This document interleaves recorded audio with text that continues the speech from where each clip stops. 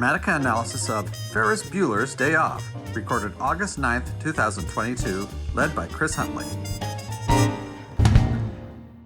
Good evening. Welcome to the Dramatica users group. And tonight we're going to be doing an analysis of Ferris Bueller's Day Off. So let me start up the program. And there we go. Share my screen. So you should be able to see that now. Let's start off by identifying the four through lines. So, story. Anybody want to give a real short blurb for the description of the overall story through line? Come on. Ferris Bueller ditches school for the 9th time this semester. Will he get caught? I thought it was he wants to save a friend. And Okay. So Ferris Bueller ditches school. Yeah, he wants to spend time with his best friends, his girlfriend and his guy friend. That's right. but he specifically wanted to save his friend's life. Although Right. I think that's subjective story. Right. Okay. Okay. Yeah, I think that's relationship through line. Yeah. Yes. Okay. So- Sorry. So Good. main Remember. character. Anybody? Except I spelled Bueller. No, that's right. That's right. Is it B-U-E or B-U? B-U-E. B-U-E. B-E-U. No. So Oh, B-U-E. that's B-U-E. Yeah. So what about main character is? Ferris Bueller, Everybody the okay with title that? character. Hamlet. No. All right. And who do we see as the potential influence characters? If you think there are more than one possibilities? Cameron. Cameron, I vote for Cameron. is everybody okay with that? Yes. You have to do it verbally because any naysayers, I guess that's a better question. Okay. And then what is the nature of their relationship? Well, exactly what Chris was just saying. Okay. I mean, they are best friends, but Ferris is concerned about Cameron's emotional well-being, and wants to set an example of how to live because Cameron really needs that. Okay. But that's more domain stuff, I think, probably. But yeah. Okay. They're best friends. I mean, that's what their relationship is that they're best friends. Mhm. Best buds. Okay, great. Well, that was easy. So let's go to the story engine and let's answer some questions. All right, let's start with the main character resolve, change or steadfast. So does Ferris change his worldview, or does he remain steadfast? And please illustrate why you would answer one or the other. He's steadfast. He's at the beginning, he wants to prove to his, well, I don't know if he wants to prove or not, but he just wants to show the world that there's more to life than going to school every day. And I think at the end, he still feels that way. I mean, he's laying in bed and he fooled his parents and he winks at his sister. So I think he's steadfast. And I think Cameron is the one that goes through the major changes. Okay, is everybody on board with that? I'm on board with steadfast. I'll also say that he starts out by saying life moves pretty fast. If you don't stop and look around, you'll miss it. And he ends the show with the same lines. Yep. Yeah, that's a good indicator. And he had this plan to save his friend, and he succeeded in it. Well, that may be true, but that's not this particular topic. So Okay. we'll get to that in a bit. Okay. All right. So main character approach, is Ferris a doer or a beer? Does he try to solve problems by doing things or by making adjustments to himself? Doer. Examples, please.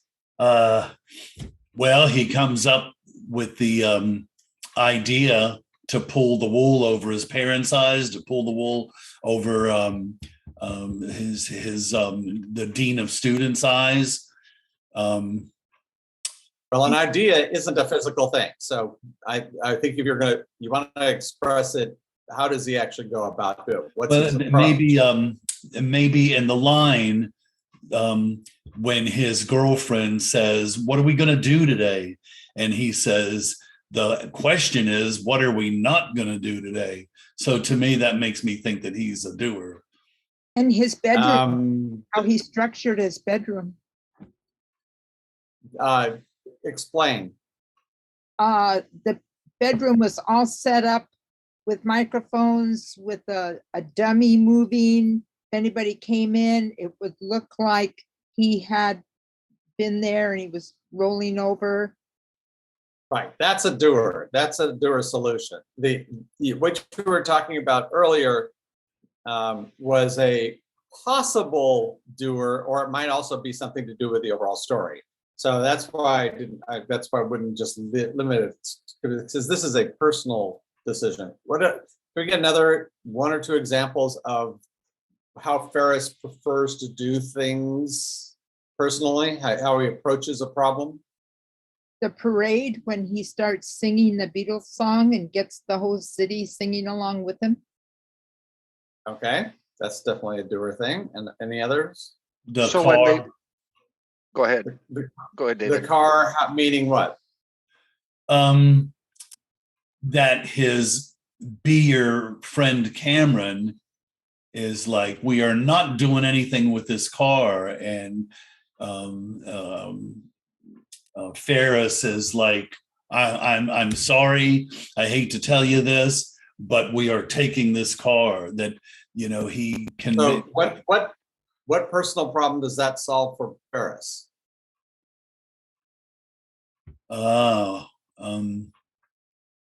Transportation. Yes, he doesn't have a car. So right. And he mentions that several times. He'll take somebody else's car. Yeah.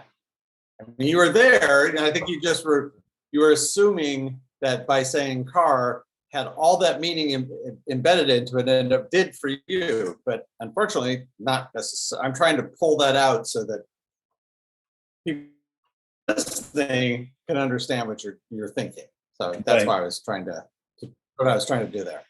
This Okay, is Nick, and I would character give another example of outside the restaurant when they're just about to run into his dad at the taxi, and Cameron wants to surrender, and Ferris says, "No, the bold keep going," and then they all put on sunglasses, and then they steal the dad's taxi. Right. Yeah. Yeah.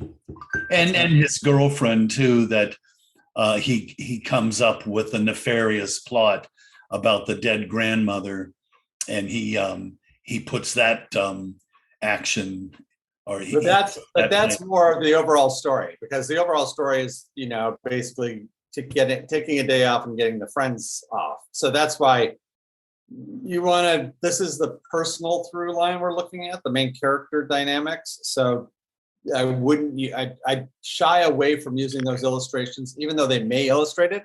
They could also illustrate something else. And so that's why I try not to use those, and try to take the ones that are really clear examples. Okay, main character problem solving style, linear or holistic? So does he think of cause and effect? If I do this, I'll lead to that, or does he look more toward finding balance, trying to that's the easiest way to illustrate it. So anybody have an idea?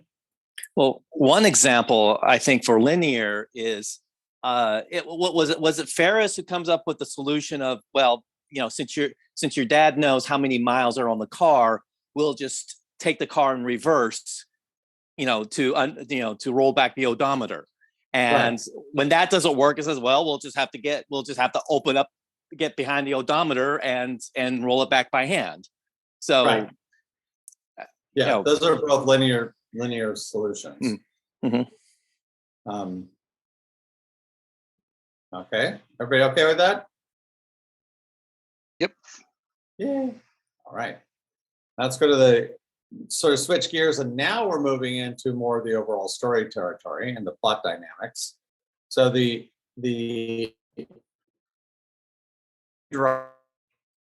is it story driven by action? So do actions drive decisions, or is it driven by decisions? Do decisions drive actions? Which is it? And please give several examples. Decisions. Please give several examples. It seems like that he has this idea that he's going to take the day off and have a good time with his friends. So he makes decisions to make that happen, like the decision about his girlfriend sneaking out of school because of her grandmother, his decision to call up Cameron and say, Cameron's like, I'm sick as shit, leave me alone. And he's like, no, you are part of this and we're going to have a good time today. So it seems like before he even calls Cameron, he's made the decision, if I'm going to make this day work, Cameron's, I've got to convince Cameron and I've got to convince my girlfriend. And to me, if I'm not mistaken, that's he's making decisions to make certain actions occur. Okay. Anybody else? Well, this is the one question that I am not completely clear on, because it does feel like the inciting incident of the story is a decision. He just woke up and decided he's not going to school and he's going to have adventures today. And so certainly that starts everything off.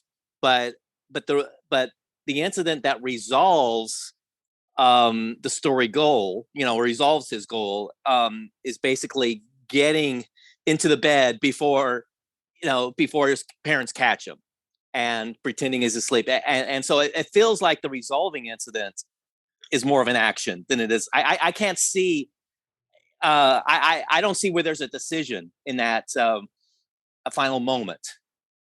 Well, that resolves the story goal. Well, isn't there something? I mean, okay, you do have a moment where it could all fall apart, or he could get home free.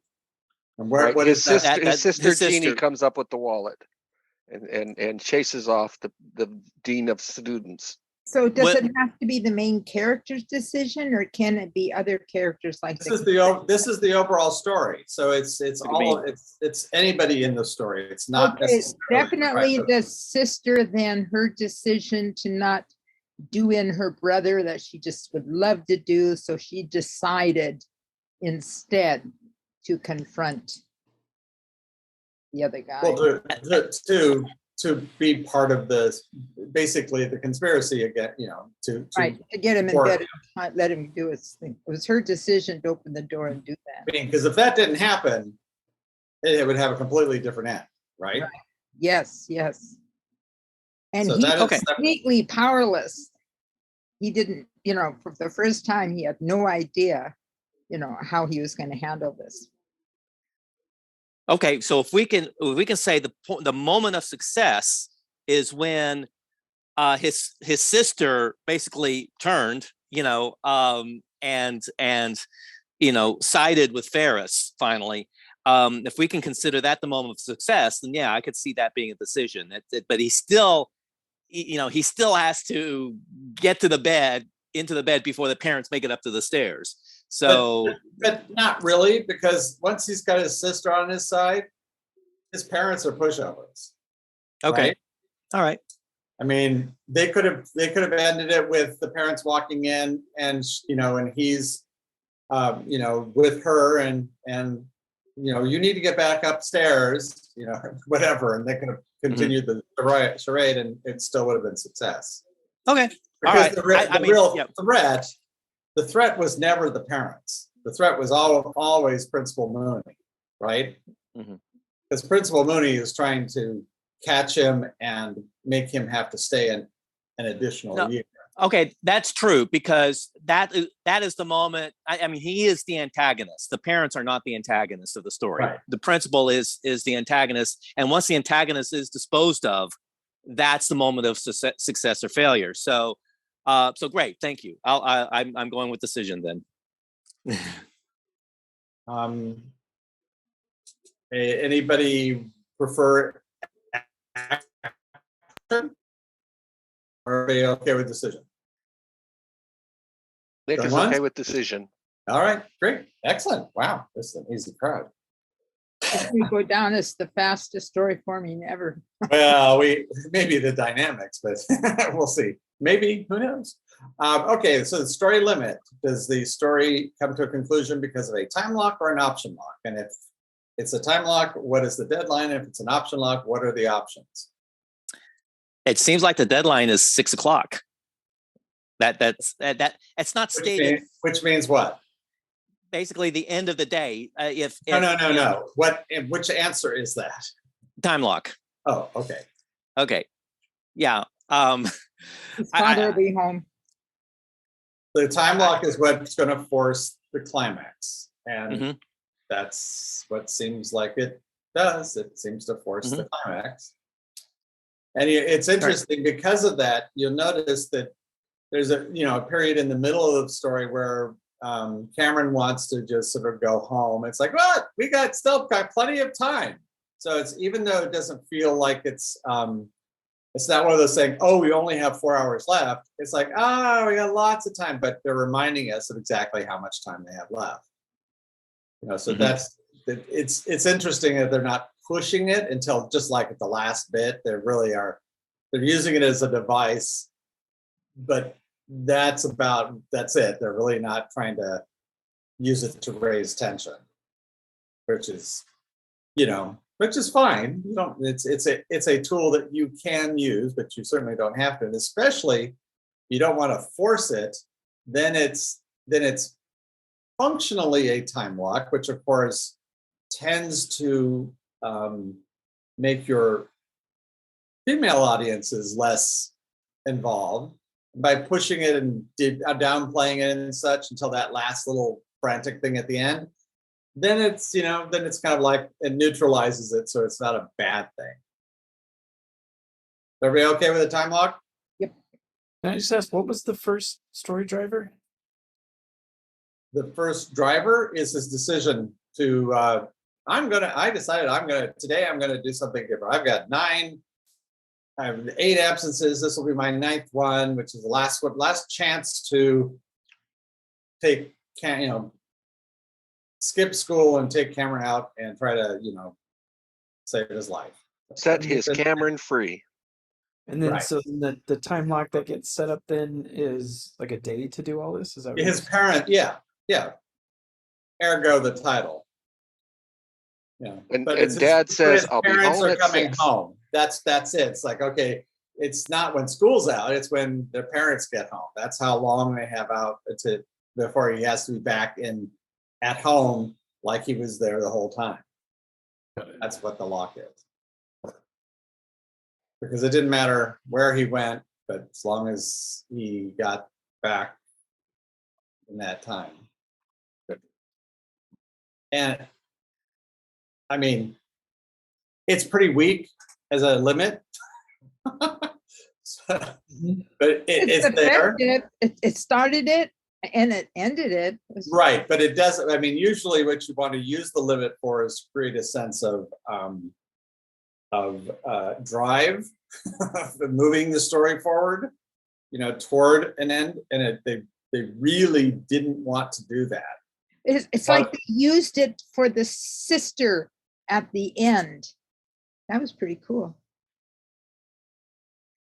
To put her on stage, like the spotlight on her. Well, yeah. Well, they used her to get sort of as a surprise, and help with the surprise ending. They built that up really nicely, though. In terms of her, it made perfect sense that she would side with Ferris when the antagonist was on the other side of the door. Okay, so outcome, success or failure, and how do we know? Well, this is an easy one. Well, he not only had his day of adventure, but he got away with it. Right. He got away with it with every authority figure in his life.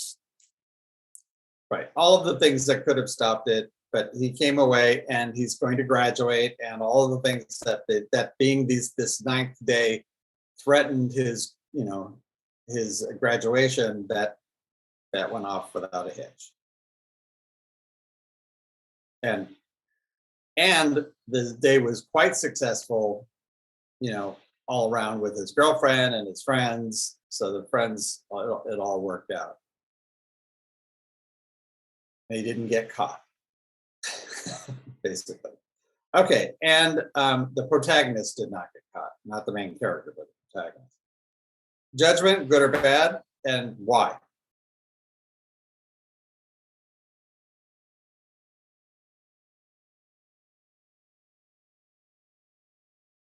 Good, because he proved to everybody that there's more to life than following the status quo. His sister, when she breaks her staid personality by making out with Charlie Sheen, and Cameron, his decision to confront his father and take the blame. I mean, to accept that he is the one that killed the car. Yeah, so it's like everybody's taking responsibility Sure.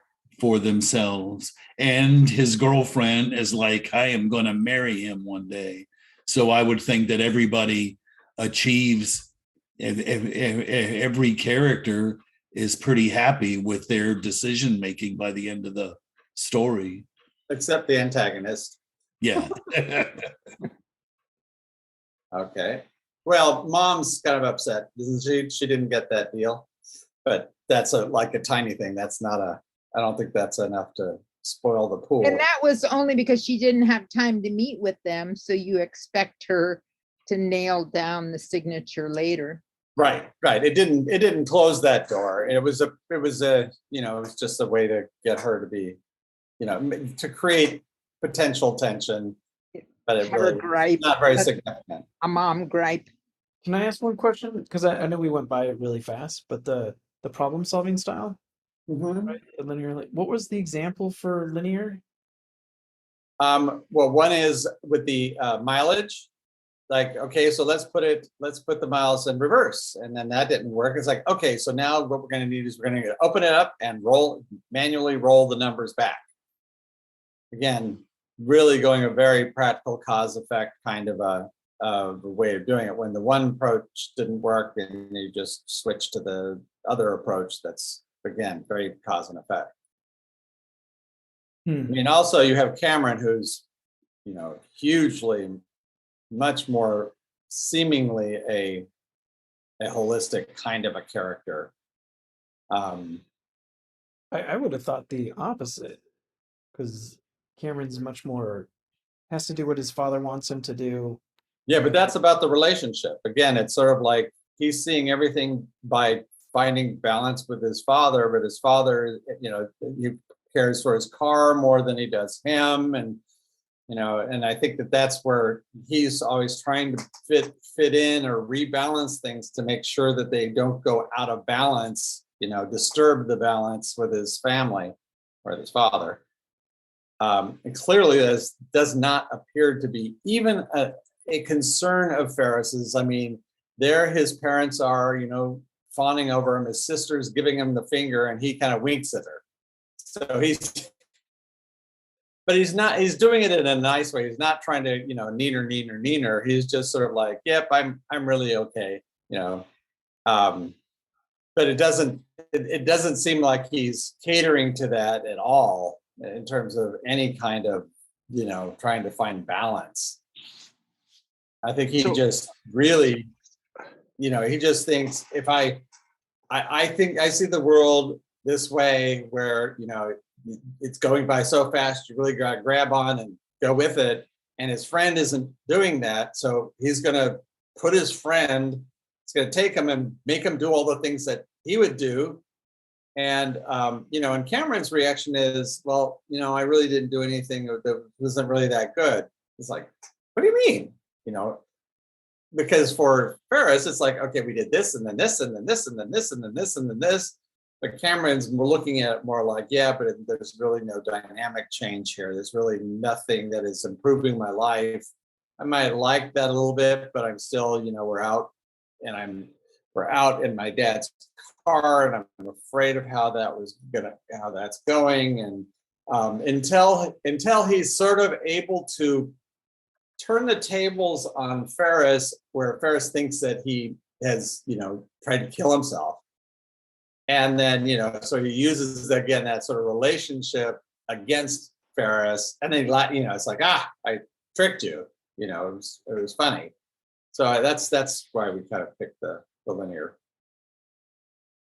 I would also offer this example is that, so Ferris is going to buy off the parking attendant with the money.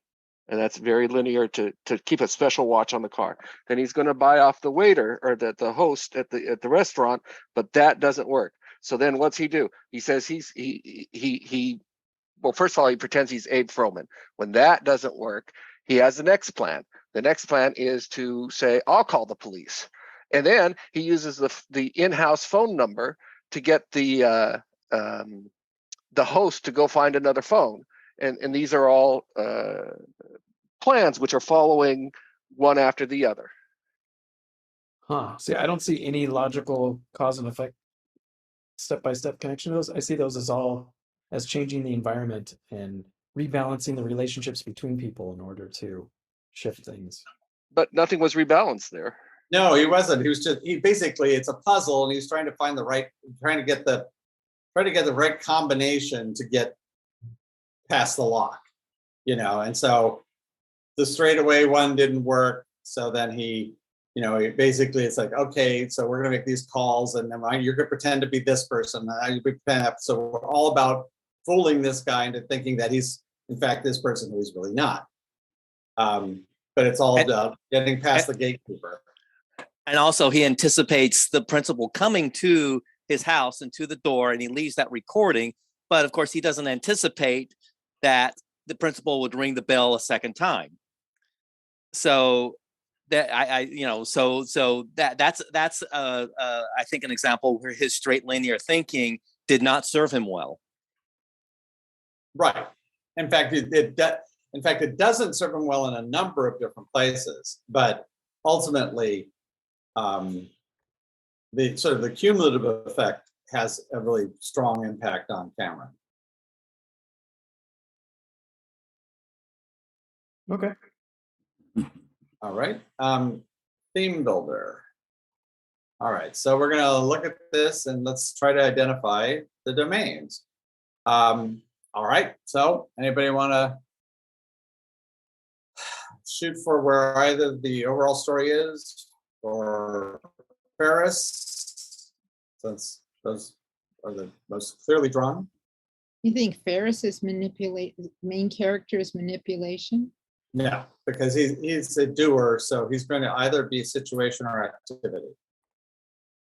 Oh, so he's not going to be manipulation. Okay.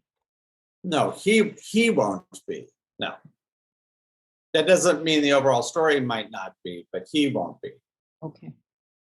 Or the relationship might not be. So it's just that the main character as a doer will have an external domain, which are, a situation, which is an external state, or activity, which is an external process. You think it could be situation because of Cameron? He knows this may be the last day he has. Well, if it's a main character thing, it's not going to be about Cameron. Oh, okay. It might be, the relationship might be where you have the two of them, but you're not going to see the main character as that. Well, definitely he's filled with activity. Doesn't stop. So Right. this is Nick, and while I had some trouble with maybe Ferris Bueller and comparing him to the OS, I really did see Cameron as having a fixed attitude. Okay. And if he was our IC, then that would put Ferris into a situation. And what would that situation be?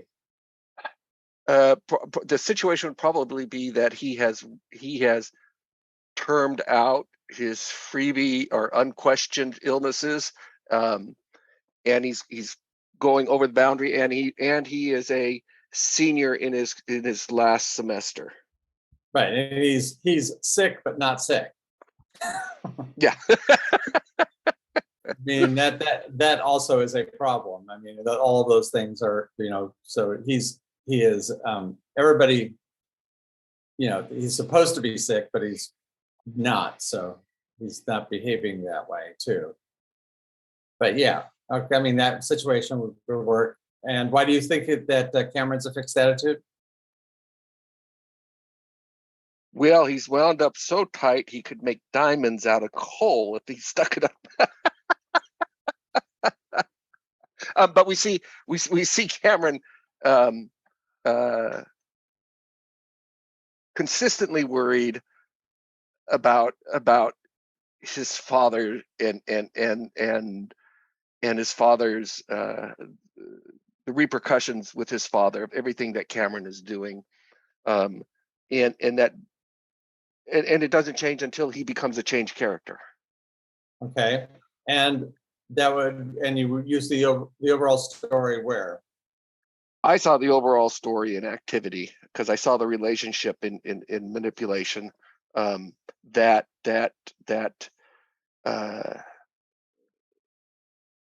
I guess it could be because it seemed like there was, the whole story is about an endeavor to go to the city, to have fun, to change Cameron's, to expose Cameron to things that Cameron would not otherwise do. And these activities, you're including talking about the overall story, right, and the activities that cause problems are what Rooney does. Dean of Students Rooney, in deciding and in chasing down, trying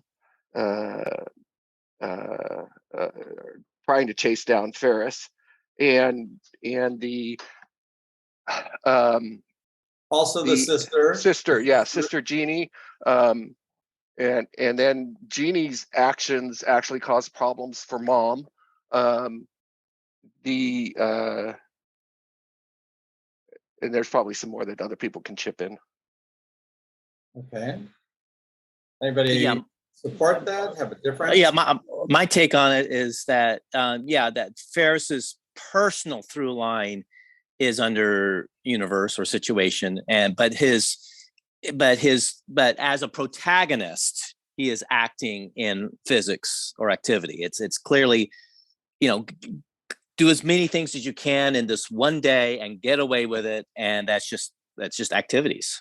Let's have all these activities. Let's go to a ball game. Let's go to a parade. And by the way, why are they having a ball game on a school day during school hours? And why are they having a parade? Why is there a parade on a work day? Actually, Chicago baseball was famous for having midday games. Okay. Wrigley Field. All right. I'll grant you that. But the parade, even though they are called the Bulls. The Bulls. Okay. Anyway, just saying. But anyway, I'm agreeing with Nick, basically. Okay.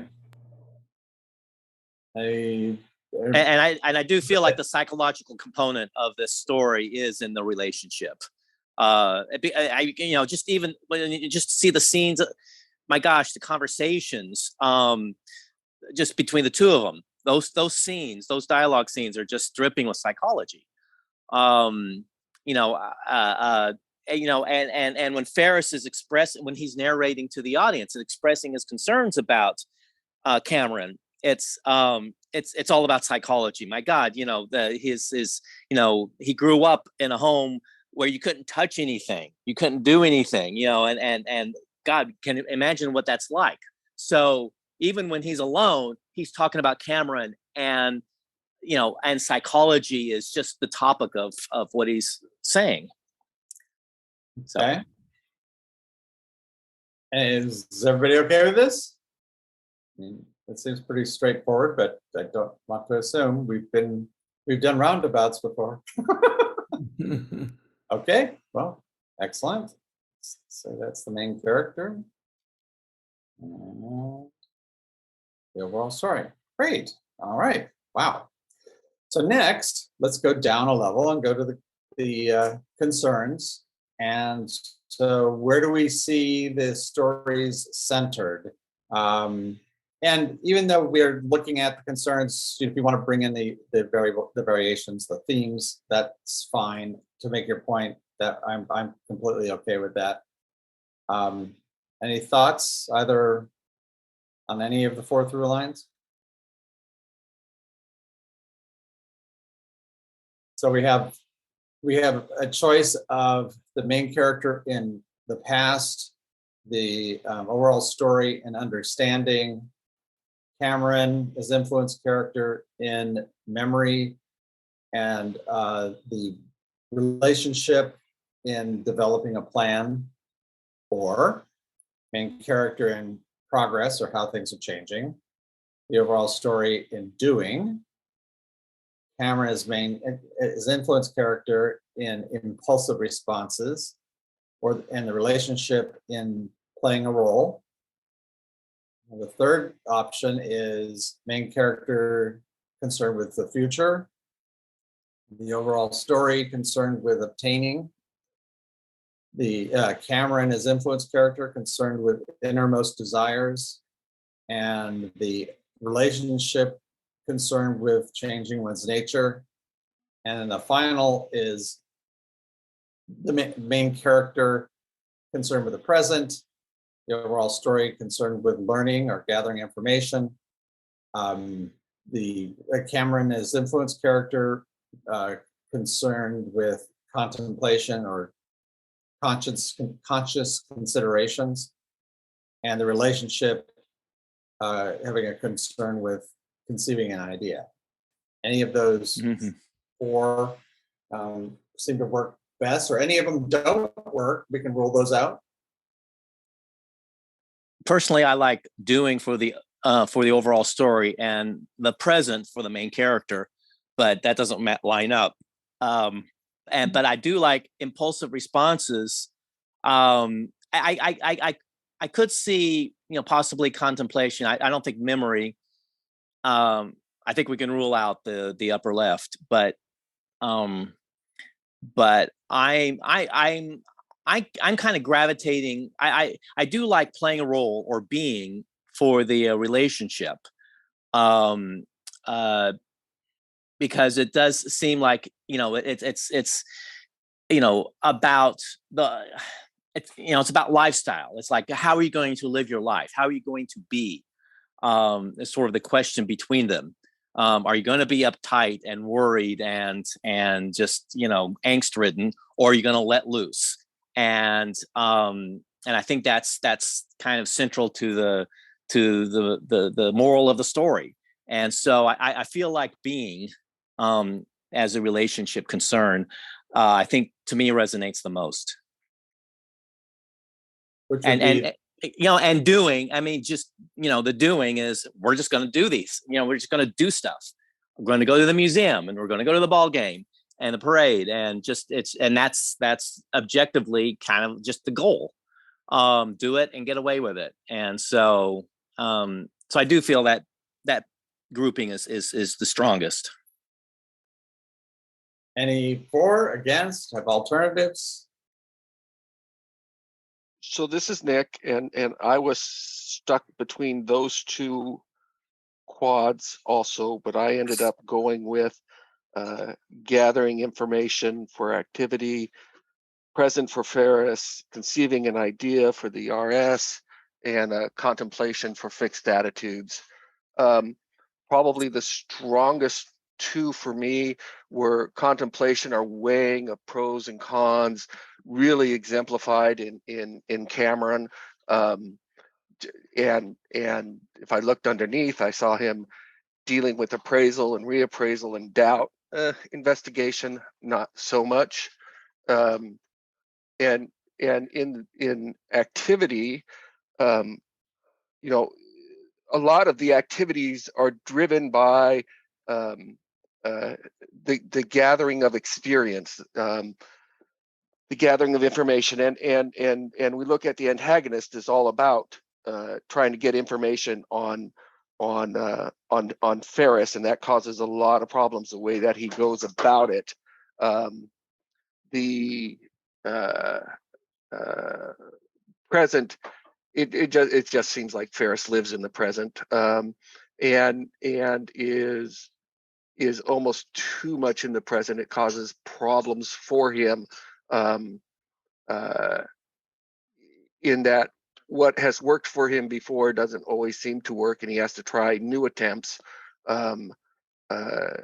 such as like at the restaurant and stuff. What attracts him? Well, Ferris Bueller gets away with everything, so it's hard to say how much is problematic for him. And it's a conceit that's kind of built in. They keep telling us that, so that way we don't question it.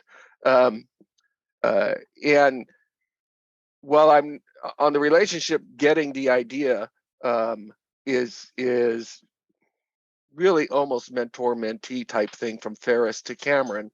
As a consequence, the idea of getting the idea is catching on that Ferris is a fraud. But he isn't really. That's the thing. Is, I mean, they don't really. That's always, everybody thinks of him as that. But I think the proof of that is the way his sister reacts. Is that he really isn't a fraud. He just, well, he's a mensch, but he's a wonderful guy. But still, he ain't sick. Well, yes, but that's different. But everybody will overlook that because he's such a wonderful guy. Well, right, obviously, with all the flowers that are in that room.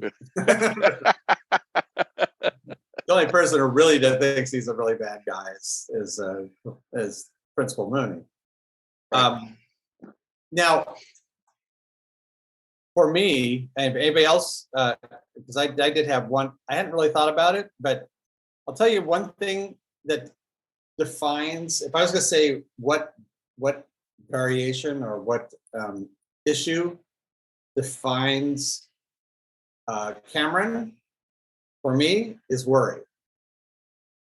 He seems almost plays the entire time worried about what's going on with his car, what's going to be going on with his life, where he's going to get worried about school, worrying about if anybody's going to love him, or just to me, he's just all about worry. I mean, I don't know about everything else, but that's just like, and impulsive responses. He seems kind of numb through most of the entire story. Until he pulls that prank on Ferris, that's when he really kind of starts to loosen up, but he seems really numb and worried the entire time. I would agree with you on worry, but I also like value, and I don't have a complete story for him, but I would point out that value is a very important issue with him, because he lives with the fact that his father values his car more than he values his son, and that's something that he's coping with. So I think both value and worry are very strong, right? And they're both in the same quadrant. So I mean, right, to me, that and the fact that he really does, he acts like he's shell-shocked for the first 2/3 of the movie. Like he's just incapable of having any kind of joy or even deep feeling, at least expressing it. Like he's just numb. And that's where impulsive responses, it's not the knee-jerk reaction, it's the lack of it, until certainly that loosens up before it changes. But that to me was very strong for him. And then the other thing is that for Ferris, if you're going to say anything that is of concern to Ferris, because he doesn't really have a whole lot of serious concerns, but the only thing he really expresses concern about is, how things are changing. It's like, I'm in the end of my senior year and all my friends are going away. School is everything's going to be different. And that's why I have to do this now. So that seems to be a very part of his motivating factor at a broad level is, it's like there are things that are moving that I can't stop, and I have to take care of this now while I can. And that, that would be how I would see his concern of progress. Again, it's a comedy. He's a steadfast character. So it's, as a concern, it's going to be pretty lightweight. But those two things, impulsive responses and how things are changing, to me, they seem to be really fairly well drawn, that are over the course of the story, not just one component, one act worth of material. So that's why I would probably go with the first story form, other than the second story form, personally for that reason. I did not come in with any story form in mind, but I was just, while you guys were talking, I was looking at the theme browser, and I always look and see what sticks, and then I have to nod over it and say, okay, why is it sticking? And then you just heard my explanation. I won't argue against it, except just to say in passing that at the underlying variations kind of got me more. So like I saw a lot of strategies and analysis and prerequisites with learning. With Ferris, I didn't see so much concern about fact, fantasy, security, or threat. Well, if you think what people think about him, then I think you see a lot more of it. Principal Mooney, sees him as, what's real. He's not really sick. Is he really sick? Is he not sick? Is he, he sees him sort of as a threat, not a security issue, but so you do get a little bit of that. But it's so lightweight. If you go with what people think about him, then also there's certainly the big aspect of the fantasy of Ferris. Right. Exactly. Save Ferris. Let's collect money for Ferris's kidney. Right. I mean, that again, since he's a steadfast character, it's often a lot easier to talk about that character than to be standing in their shoes. I mean, even it's the main character, but others will, it's not as, I mean, it's personal, but it's not the same. The steadfast character is different, a little bit different. And a comedy is also lightweight. And I would also argue that wisdom versus enlightenment is a strong thematic topic for the overall story concerns. What is, certainly the wisdom of doing this is what he's doing is not wise at all, but there's a certain enlightenment to what he's doing, which the film is, especially in, considering it is a comedy fantasy, but the enlightenment of it all, the statement at the end, I think, puts the value in, or I should say, wins the argument. In other words, the enlightenment wins the argument over wisdom. So I think that thematic conflict is a major component here. So are we good with how things are changing, doing impulsive responses and playing a role? Nick is fine with it. Okay. Let's try that. Oops, wrong one. All right, so now let's drill down into which domain do we want to look at? Ferris or the overall story? Or, I mean, any of them, but those are usually the easier ones to tell.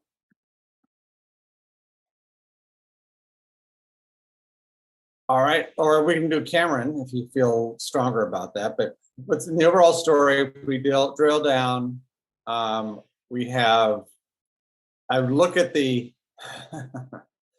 I'd look at the elements to help maybe make a decision about that. If you feel any of these are really, or any quad of them are really good, that's great. Or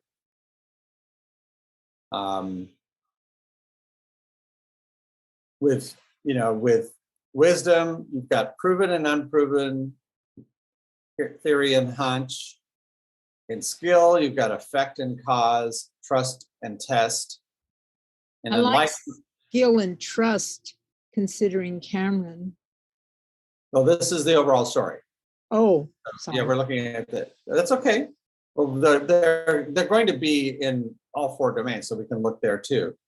I'll look there. We'll look there next. In enlightenment, there's result and process, ending and unending.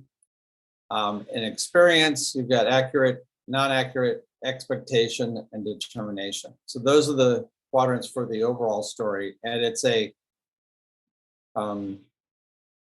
steadfast main character. So that means that the solution and problem will be shared with the influence character, not the main character. Let's look at where you said, what, trust and test. And trust and skill, it was, yeah. Okay, well, that would be in the confidence area. They've got theory, hunch, trust, and test. In worry, you've got accurate, non-accurate, result, and process. In value, proven, unproven, effect and cause. And worth, expectation, determination, ending, and unending. Just keep in mind that under the influence character domain, that the variation or the issue level does not necessarily line up with the element level. Right. It may or it may not. Right. That's why I wasn't saying them. Yeah. I was saying them sort of separately. And then we've got, for the main character, proven, unproven, accurate, non-accurate. Effect, under security, effect, cause, result, and process. Fantasy, you have test, trust, ending, unending. Threat, theory, hunch, expectation, and determination. Anybody have any ideas? Either about the issues or about the elements themselves? I do like, I like accurate and non-accurate because and I'm just thinking out loud here. And by the way, my phone is about to run out of battery, so I may just suddenly drop off. So when that happens, we won't take it have a personally. good night. Yeah, please. But accurate and so accurate and non-accurate have to do with being within tolerances or being outside of tolerances, right? Being inside the box or thinking outside the box. So it really seems that whether it's symptom response or problem solution, I'm not sure yet, but it really, I really feel like accurate and non-accurate are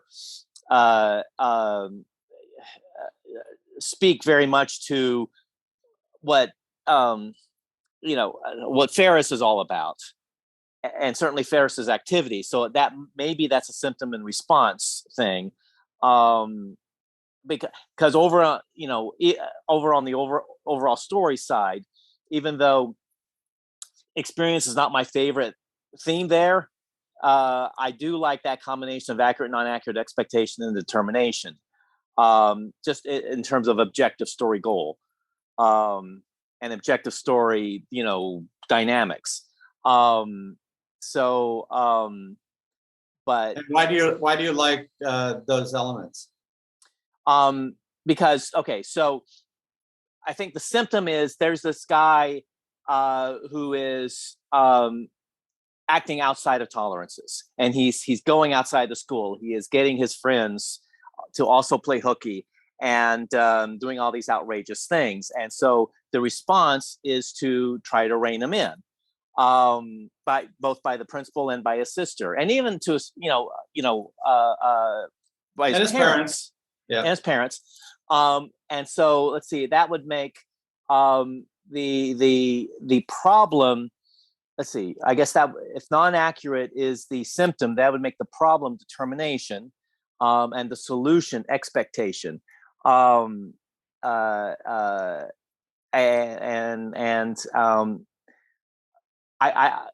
feel like that's on the right track, but I don't quite have an illustration, an exact illustration for that He yet. does have a lot of experience in playing hooky.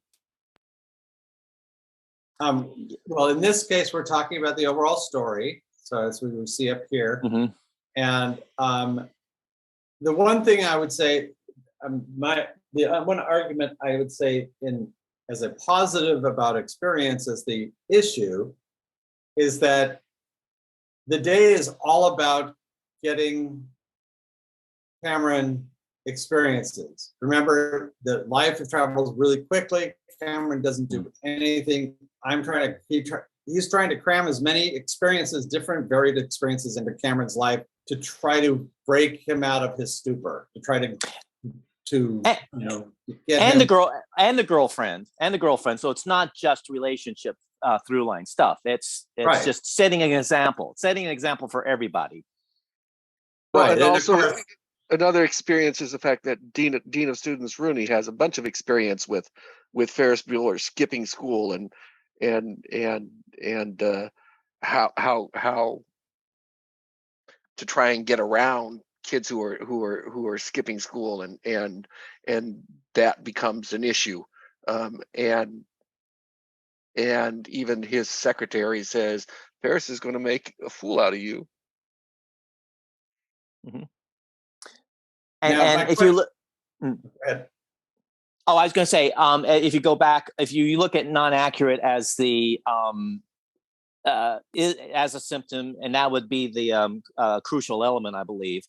Then the main character problem is unproven, and of course, with with a steadfast main character, well,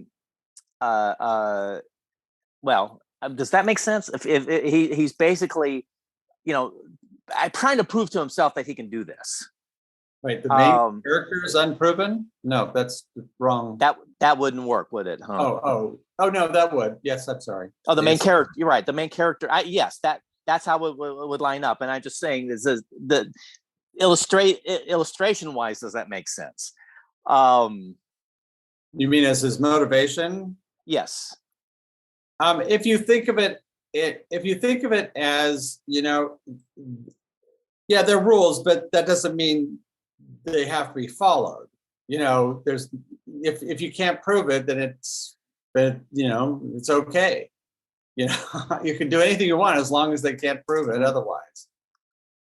But if we go with that quad, then the main character's under fact, which we already talked about, that facts, the facts about him are an issue. But then that would translate into the influence character's issue is of value, which I feel is very strong, and worry is probably for the influence character. Value would be a thematic issue, and then worry is probably going to be no. Hold on a second. I don't think that's right. Okay, so if we said non-accurate, you said was the symptom, right? Overall story symptom.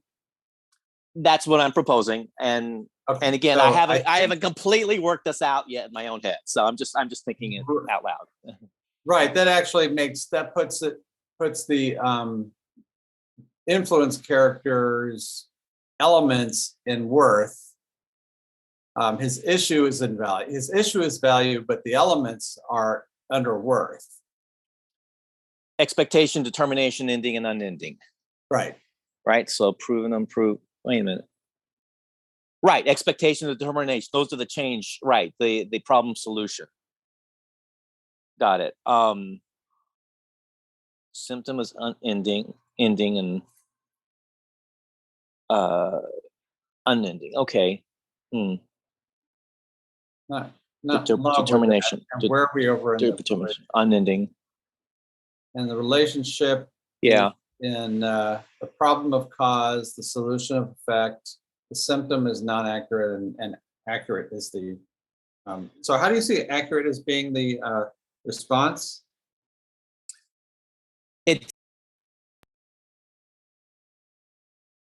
I mean, apart from Mooney, and well, I guess no Mooney, but I can see that, but the protagonist isn't responding by bringing things into tolerance, right?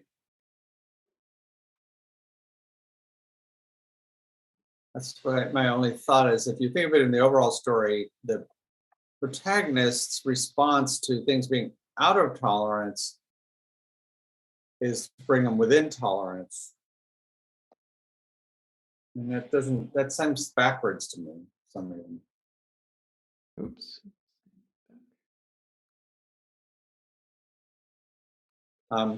Well, this is Nick, and when I was doing this type of story form, I landed on non-accurate and accurate, but as problem and solution in the overall story.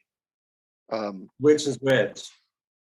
With non-accurate being the problem. Well, let's just see how that. well, actually, would it? Okay, this is Sandy. I'm back. I got on my iPad, so my phone ran out of battery. I got on my iPad. Since Ferris is the protagonist, wouldn't it be more like he, as the protagonist, he is trying to attack accurate by acting outside boundaries. Yeah, So I'm just saying that's- that might, Oh, yeah, I see. it might, yeah, it very well might be the problem solution, but my thinking is that the protagonist is going for a solution of non-accurate, of being outside of tolerance, of going outside of tolerances, and as a protagonist, he is, the antagonist is looking for accurate, and therefore that would be the problematic element, I would think. Well, and if you have accurate as the symptom, that makes the problem expectation, which works really well for Cameron. I mean, if his problem is expectations with respect, his father's expectations of him, what he's expected to do, his inability to he doesn't know. Yeah, he knows what the expectations are, but they are meaningless to him. He doesn't know what to do with it. I mean,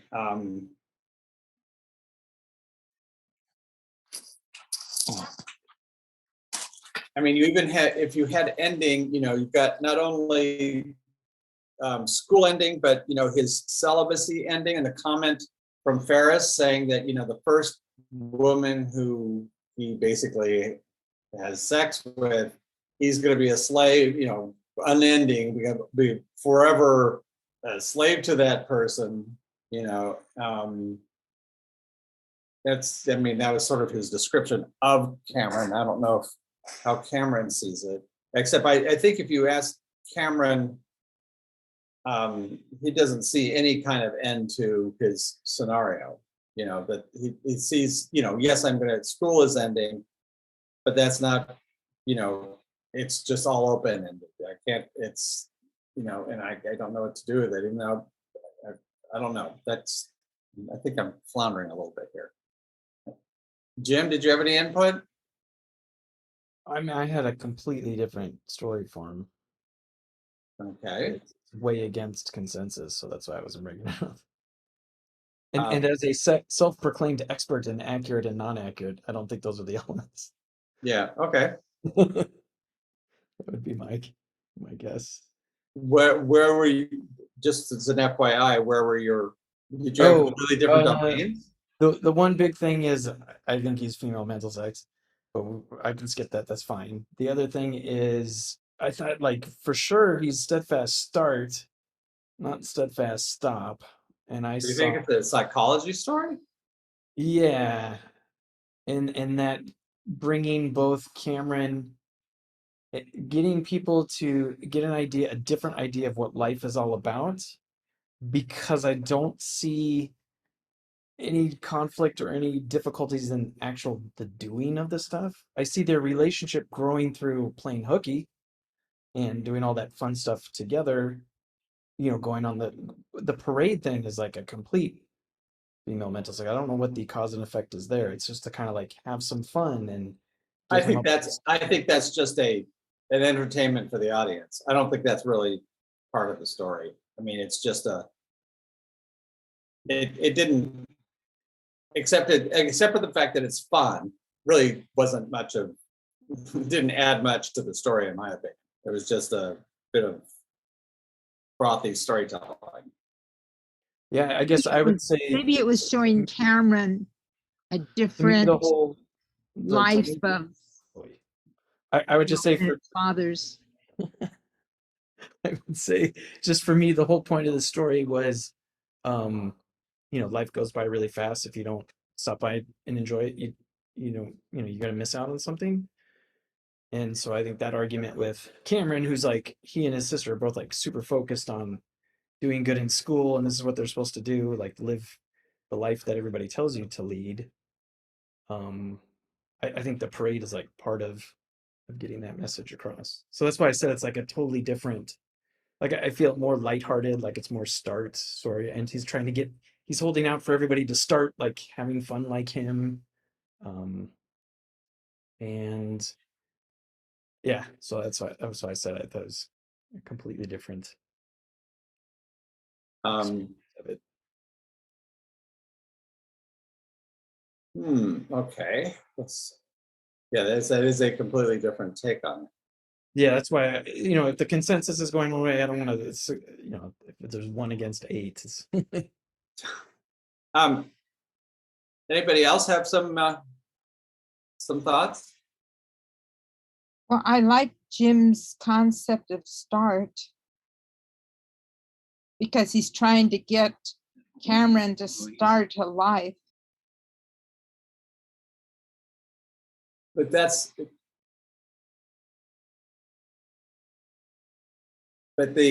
start has to do with the main character, not Cameron.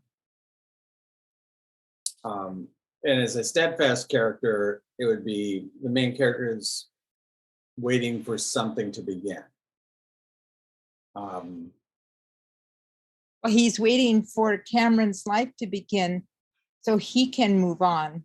It's like Bueller can't move on until Cameron moves on. I think that, I don't know that I see that in the movie. I Okay. mean, that sounds pretty heavy. See, he's also, as a stop character, I can easily see he's basically just in general just waiting for school to be over. He wants to get away with what he can before it's over, but for the day, it's kind of like, okay, we gotta. I mean, if it's the stop is focused just on the day, then it's kind of like, okay, let's see if we can get as much as we can in before we get caught or it's over. Well, I saw that charm being that this day was extremely heavy and crucial. It seemed like this is the one day he had to save Cameron's life. Even though everything was lighthearted, it seemed it had that solid heaviness to it to balance it out. That's why what Jim was saying was making me stop and think. But it sure doesn't feel like a psychology story at all. All of the problems with the overall story are, I mean, forget Ferris. The sister, the mother, the husband, the principal, for the dog. I mean, all those things are all, for the most part, physical activity.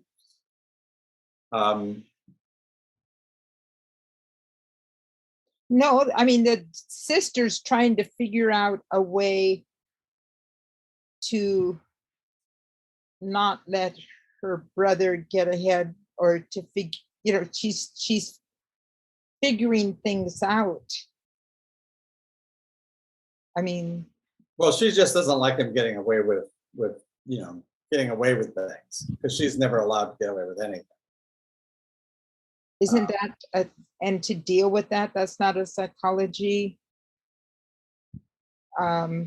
analysis, what she should do? Seemed like Well, she's always if, thinking. if anything, I mean, if it is, you could. Yeah, but I don't see the bulk of the story being. It's a very physical story. I mean, all of the physical comedy is all in the overall story. You know, it's. I don't know. I mean, you've got him trying to figure out how to do a psychology thing with the dog. I'm just, What? well, that all that time that's spent with the principal character and the dog, Right. That's all physical comedy. I mean, you it's know, not him having to figure things out how to do it. no, it's physical comedy. It's pratfalls and running back and forth across the screen for with the dog chasing him, right? I mean, that's all physical comedy, which tends to be in the activity domain. It's not exclusive to it, but it tends to be that, where it's mistaken identities that's what you get in psychology, comedy and psychology.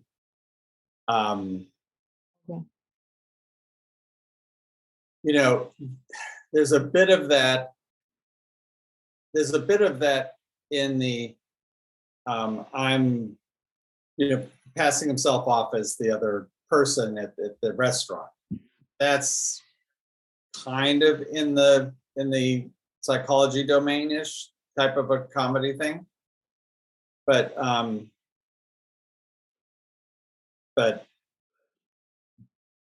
don't see. I don't know. It's kind of like a completely inverted. And so, what did you think was the problem element, Jim? Oh, yeah, I was in the same area that Nick was with the learning present conscious stuff. So conceiving would have been the goal of it. And what is the goal? Oh, to get, well, both Cameron and basically anybody else, like the whole message of the film is for people to get the idea that life is something to be enjoyed, not something to be worked at. So that's what I was thinking. I was going with like the overall message of it. And I agree, like there's a lot of physical stuff, but I think like the objective story is like not as important, and that the relationships and the main character and influence character are much more present. Mm-hmm. Well, except there's an And awful lot of screen time on the other stuff. I mean, with the sister, the mother, the father, and the dog, and the principal, and then various other people who are canvassing for him. yeah, mean, I just think yeah, I think stuff like you said, like the restaurant thing and the Save Ferris thing, like um and the idea that these people are not standing up for themselves, and at the end Cameron actually stands up for himself. Right. Okay, that's why he's a change character. Goes from a beer to a doer. That's kind of what that's kind of what his change is about. So so it's really a matter of which domains. It's of swapping the overall story and the relationship through lines, right? Yeah, man. Concerns are obviously different too, but Yeah, and the two elements were reduction and production, not for the problem and solution, but the other two. With the symptom and response. yeah, Ferris being reduction because simplify life. If you don't step back, kind of like if you don't pull back all these trappings that you have with like school and work and all that stuff, you can start to enjoy your life. Whereas Cameron, and I felt like there's a little bit of a handoff with his sister. There's a what? A little bit of a handoff with the sister as far as like influence character. That they're very much in the system. Like they have to make the most out of their potential. Like, so production.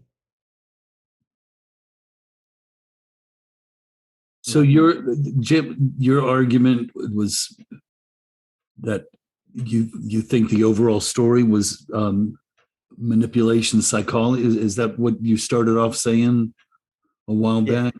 That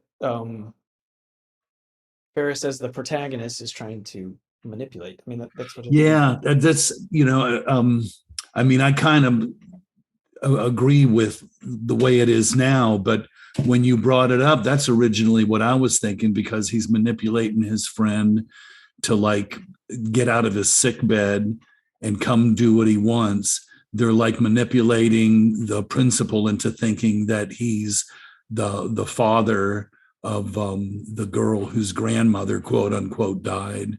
And his sister is having psychological problems that she's dealing with that are somehow solved when Charlie Sheen shows up, you know, toward the end of the movie.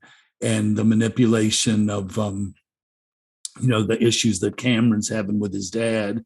And there is, to me, there is like manipulation with the waiter or the maitre d'. And I mean, to me, it may not be correct, but there is, to me, when I originally was watching it today, that did cross my mind that there was a lot of mind fucking going on with you know, people, you know, him trying to manipulate and his parents, you know, they're like totally clueless. That, I mean, he manipulates them just because they're kind of like, you know, like a lot of teen movies are, that we love to see the parents as clueless idiots, you know. So yeah, I kind of hear what you're saying as far as like looking at the overall story and kind of like a psychology story. So this is Nick, and the one thing I have against manipulation in the OS is just that really this is supposed to be a process, and we're supposed to be looking at evolution and changing ways of thinking if you're going to be putting this into the OS. And there's no efforts at changing anybody's ways of thinking. It's trying to change people's ways of thinking is not problematic. Yes, there are efforts at trying to pull the wool over people's eyes, but that can be just as much activity as it could be manipulation. But there's no effort at changing a process of thinking, and this is a process thing. And so that's why I'm not sure about the OS being in manipulation, whereas in the RS, I see that there is an effort at changing somebody's thinking. That's true.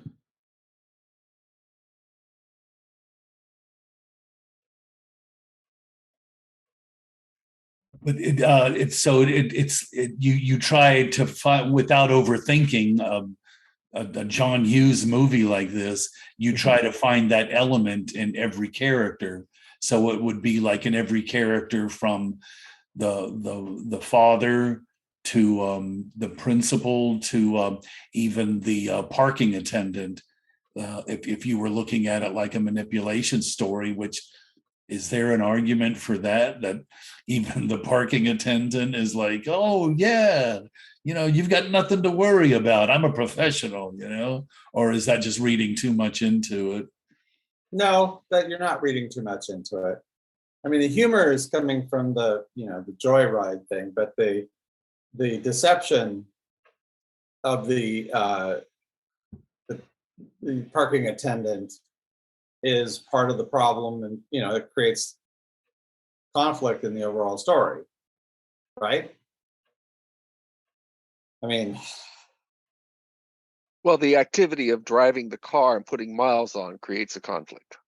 yeah, but that's because the guys lied about it. I mean, They lied what they were going to do with the car, yes. no, they lied about I mean, they basically misrepresented the whole thing, right? I mean, they get back, oh yeah, hey, no problem, you know, it's like he was, you know, they're 3,000 more miles on it. No, 200 more miles, about roughly. Yeah, They doubled the mileage. You only had a few hundred miles. Yeah, it No, had you got 125 and it came in with 325. No, Yeah, I thought it was 3,000. no, No. no, no. Couldn't do that in a day. Well, not in the amount of time we had. No, it was originally like 100, I think he said, and it went up to 312. Yeah, 126 and a quarter or 125 and a quarter, 2 quarters or something. Two ticks, whatever. So I just want to see what the story form you have looks like. And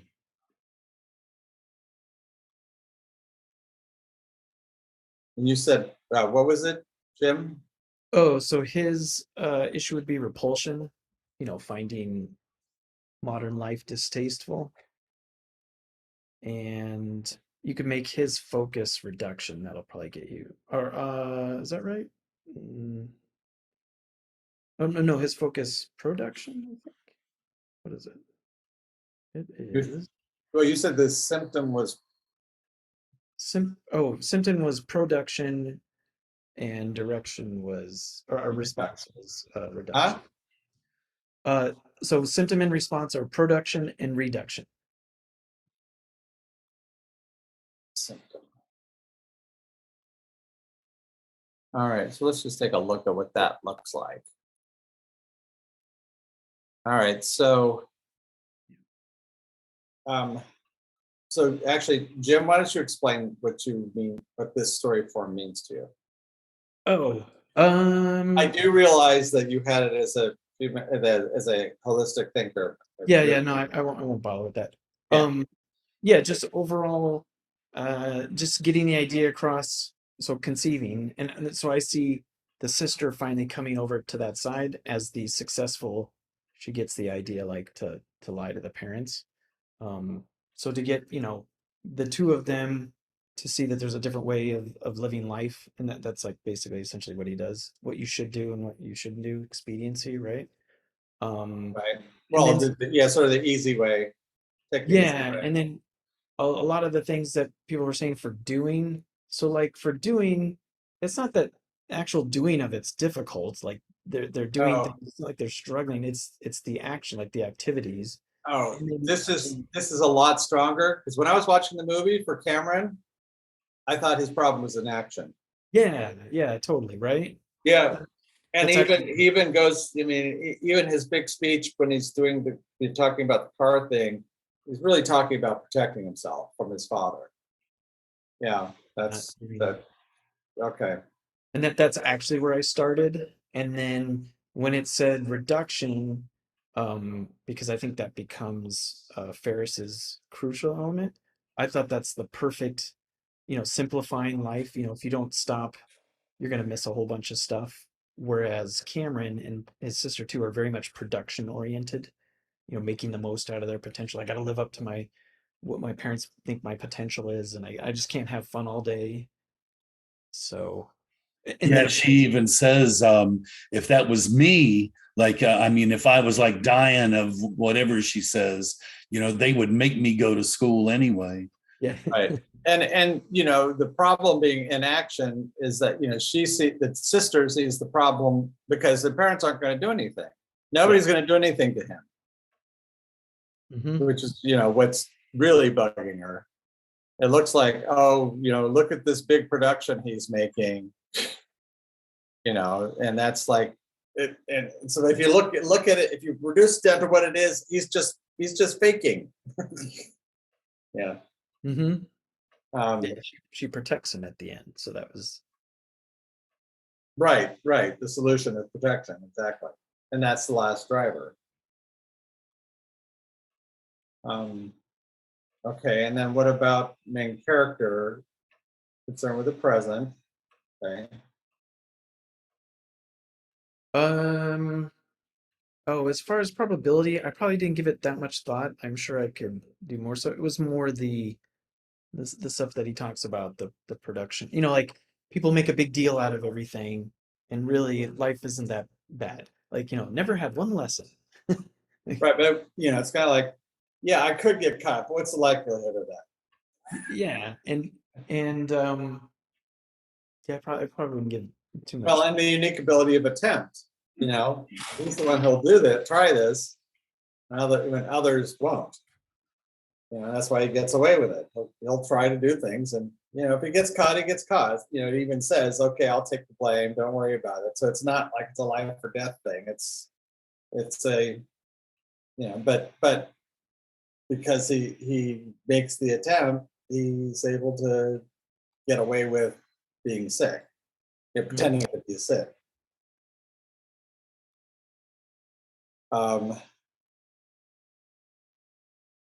And what's interesting is that the four concerns that we wanted are actually the benchmarks. So for me, that satisfies the elements that work really well, because I was really strong with the benchmark of how things are changing or doing and impulsive responses. Okay, seeing them as a benchmark instead of a concern, that works just fine. For me, that was, I just knew they were really strong. I just didn't know, it's the other way. It's the inverse version of it. What about the influence character story points? Can you go through that a bit? Yeah, I mean, I think Nick had the mind stuff, contemplation, like what my dad thinks of me, and more concerned with what other people think as opposed to what he thinks. Reappraisal, I mean, like a lack of reappraisal as far as, doesn't want his dad to change his mind about himself. Yeah, if he finds out, and I'll be, persona non grata. Mhm. His problem in action was huge in this story. There he is in the water. Yeah, I think the story is he wrote it in a weekend, so I didn't go into too much detail. I just figured he had a basic idea of what it was that he wanted to get across, I think he started And the influence character's unique ability of doubt. That I don't understand. that one not as strong. Let's see. Well, his critical flaw of expediency is because the reason, I mean, basically because he gives in because it's easier, he gives in to Ferris. Mm-hmm. That allows him to, that sort of, doesn't allow him to have undermine Ferris's unique ability. And ultimately, he's a change character, so you don't want him to be pushed. He is not going to be really strong in forcing the main character to change. But we already talked about impulsive responses, but this is a benchmark.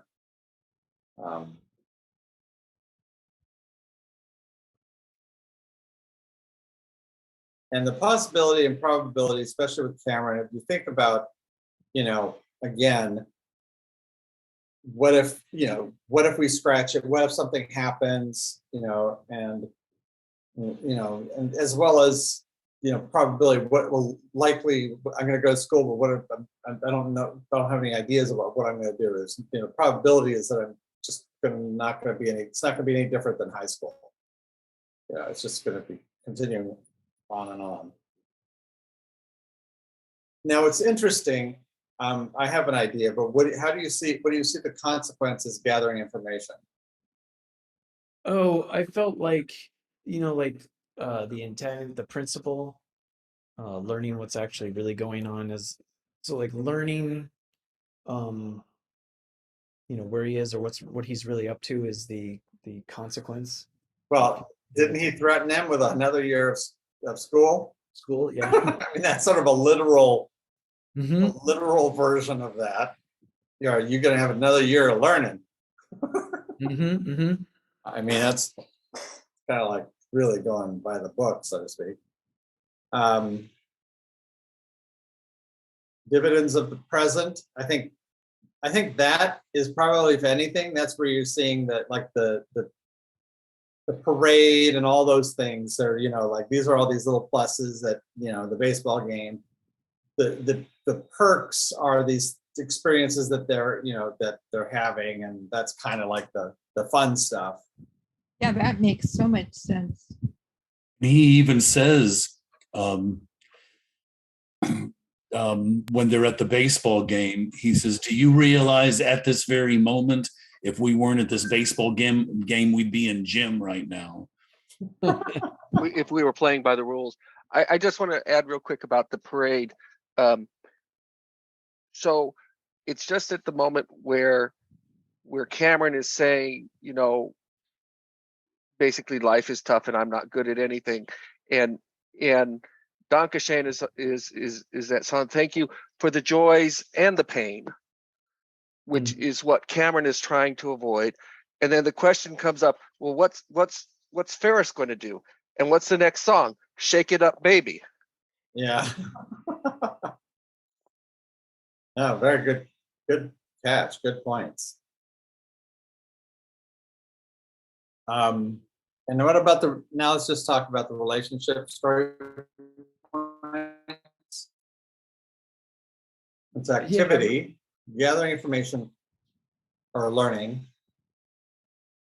So how does that fit?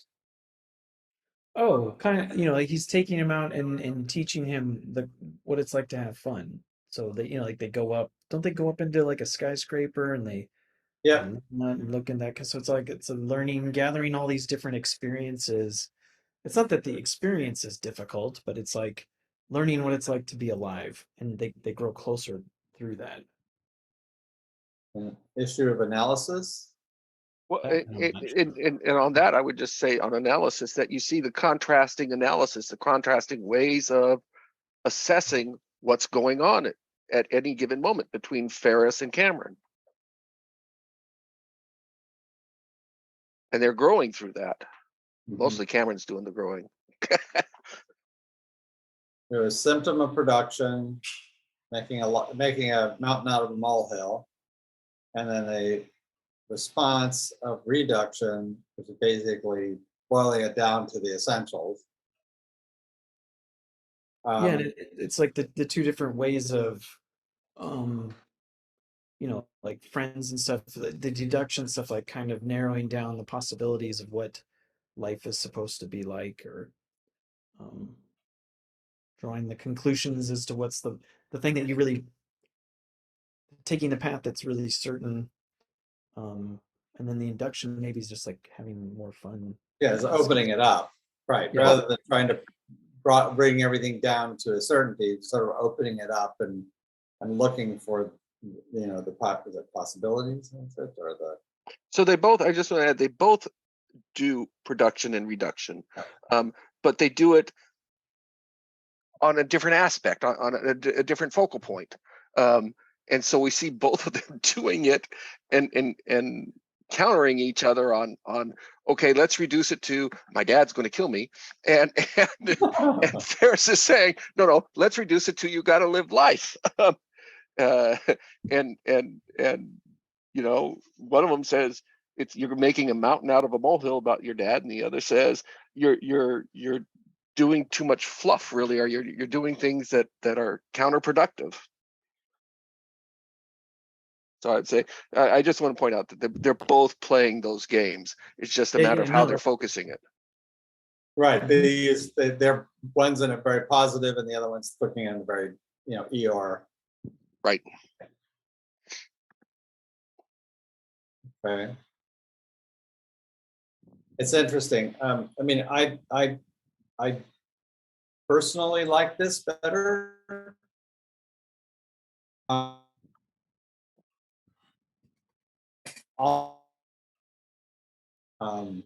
think this one holds up all around. I will say too, like I was thinking female mental sex. I will say, like, the requirements and the prerequisites, kind of like what you guys were talking about before, makes more sense here, because in the female one it would be becoming and obtaining for the requirements and the prerequisites. Oh yeah, this definitely seems more in line. This seems more in line with it. I mean, it would make his unique ability attraction, which would kind of make sense. But I could also see a Who's in there. It would make Ferris's unique ability. It would be attraction. like he's able to bring people in and everybody wants to be him, that kind of thing. I think that you could put that in a different story, but not in this one, because it's not about everybody falling in love with him or fawning with him or finding him that, because he's getting resistance everywhere. He's got that history or that reputation of that, but that's not in this story. So yeah, I could see that for that character, but not in this story. That's not what the story has. Yeah. Okay. Yeah, and I would have had trouble with the holistic time lock because that would have been a really odd combination too, as well. Well, again, it's such a weak time lock.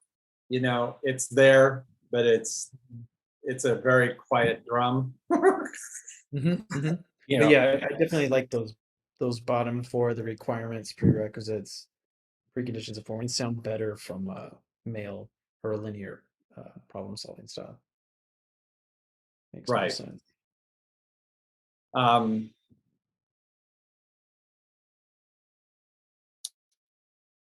Well, it's annoying that you just come in and switch things upside down. I was going to be quiet because I didn't want everybody to get all pissed and stuff. No. But I mean, it's interesting because the one thing I saw about Cameron was especially in the last act, was the inaction, because that's when the problem solution really starts to show up, was the inaction protection. That was like really clear to me in that last act. Prior to that, I couldn't have told you what it was, but that, the scene when they go into the garage, that whole scene, it kind of goes from him being someone who just absorbs everything to someone who he's not kicking back, but he is definitely saying, okay, I'm going to protect myself, and I can protect myself, it's not like I'm unable to protect myself or I'm willing. Now he is willing. And that's the important part. So I do like that this story form, particularly for that reason, but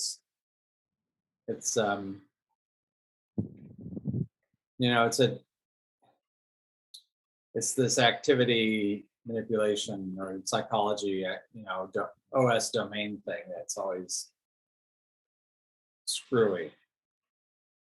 The manipulation. I was just thinking the difference between Cameron's relationship with his father and Ferris Bueller's relationship with his father, that Cameron's like, he loves his car more than he loves me. And from the very beginning of the film, you see the father saying, I love you, son. I love it. If you need anything, call me. And then it goes through all this manipulation, like with the taxi. And then when the father looks over from the limo and he sees Ferris, and then when he looks a second time, it's the girl with the sunglasses on flirting with him. And it's like he's always fucking with his father. And like then when he's running down the street to get in bed by 6 o'clock and his father passes him in the car and doesn't recognize. It's just there's a lot of messing around with his dad's head in this movie. Well, yeah, that's the attribution error. It's like, wait, I thought that was my son, but it's a girl. Oh, yeah. I thought there was someone there, but I don't see them. It's a typical 1930s goofy comedy and all, but it has this kind of psychological element to it. Well, that's when you're doing comedy, that's that, you see that a lot. Mistaken identities, all of that kind of stuff. Yeah. I gotta go, guys. It's been great. Right. Excellent. Approaching midnight here. Thank you so much. I'll see you the next time. Thank you, See you David. guys. Bye.